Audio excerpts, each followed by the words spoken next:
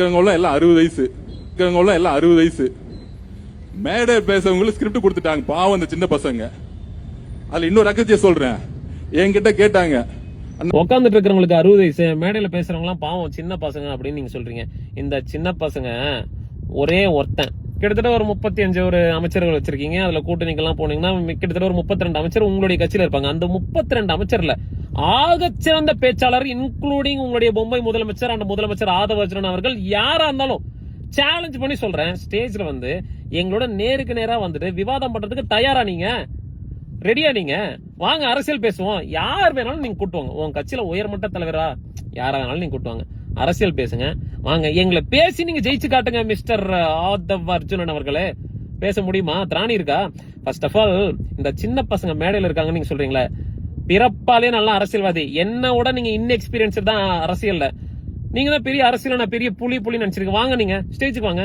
அடுத்த இன்வைட் புதுக்கோட்டையில ஆதவ அர்ஜுனன் அவர்கள் open invite நான் பண்றேன். வாங்க மிஸ்டர் ஆதவ அர்ஜுனன் அவர்களே, அதுவும் தமிழ்நாட்டின் முதலமைச்சர் ஆதவ அர்ஜுனன் அவர்களே, புதுக்கோட்டையில உங்களுக்கான ஒரு சேரை நான் ரெடி பண்ணி வைக்கிறேன். வாங்க எங்க கிட்ட அரசியல் பேசுங்க. எங்களை விட ஆக சிறந்த ஒரு அரசியல்வாதியா நீங்க பேசி காட்டுங்க. கொள்கை பேசுங்க, கோட்பாடு பேசுங்க.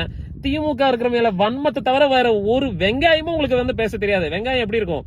உரிக்க உள்ள ஒண்ணுமே இருக்காது. அந்த மாதிரிதான் இருக்கும் உங்களுடைய அரசியலுடைய பக்குவமோ அரசியலுடைய புரிதலும். இதுல 60 வயசுல இருக்கிறவங்க எல்லாம் வந்துட்டாங்க அப்படி இப்படி நீங்க விமர்சனிக்கிறீங்க. நீங்க தானே சொன்னீங்க பாதி பேர் என்னுடைய கட்சிக்கு என்கிட்ட பெர்மிஷன் கேட்டு தான் போனாங்க அப்படின்னு நீங்க சொல்றீங்க. 60 வயசுல இருக்கிறவங்க காட்டுங்க, நான் காட்டவா? இந்த வீடியோல எத்தனை 60 வயசு பேர் இருக்காங்க நீங்க பாருங்க. எல்லாமே இளரத்தங்கள், யங்கன் எனர்ஜெட்டிக் ஓட்டர்ஸ் அவங்க எல்லாம்.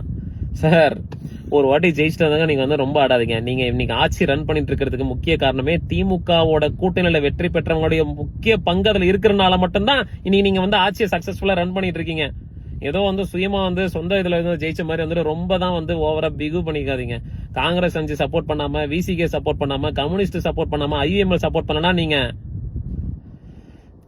பிரசிடென்ட் ரூல் இங்க நடந்துட்டு இருக்கும். அதை ஞாபகம் வச்சுக்கோங்க. அதை வரக்கூடாதுன்ற ஒரே காரணத்துக்காக தான் நாங்க போட்ட தயவுல தான் நீங்க இன்னைக்கு ஆட்சியை ரன் பண்ணிட்டு இருக்கீங்க மிஸ்டர் முதலமைச்சர் ஆதவ் அர்ஜுனா அவர்களே.